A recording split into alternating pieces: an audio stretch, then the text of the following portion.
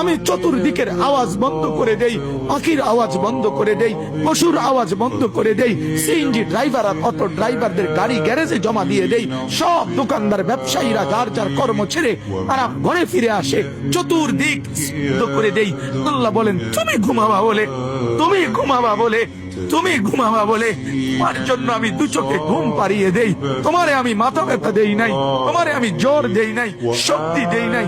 আজকের রাত এই জ্বর সর্দি থেকে মুক্ত রাখছি, তো আমি আল্লাহ তোমাকে ঘুম পাড়াবো বলে। তোমার মা অসুস্থ, বাবা অসুস্থ, ছেলে অসুস্থ, স্ত্রী অসুস্থ, যদি এমন বিপদের খবর হইতো তাহলে তুমি ঘুমাইতে পারতা না।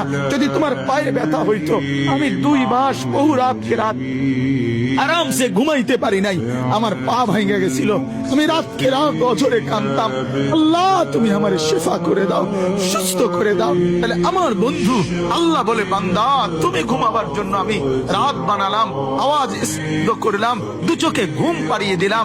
তুমি দেখো না বান্দা, চতুর্দিকে খাট পাওয়া যায় বাজারে, আলম পাওয়া যায়, লেফ পাওয়া যায়, তোষক পাওয়া যায়, সব তো বাজারে পাওয়া যায়, কিন্তু 2 চোখের ঘুম তো বাজারে পাওয়া যায় না।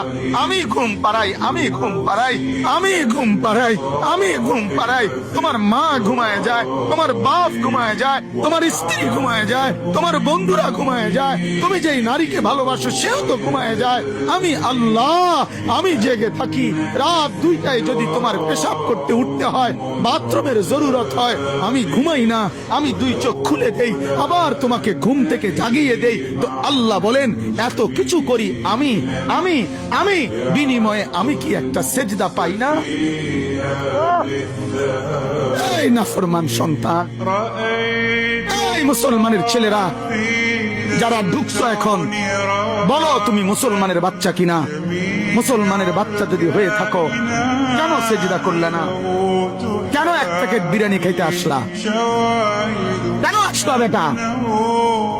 লজ্জা লাগলো না বেটা? এই বেটারা কেন ঢুকলি বেটা? নির্লজ্জরা ঢুকলি কেন?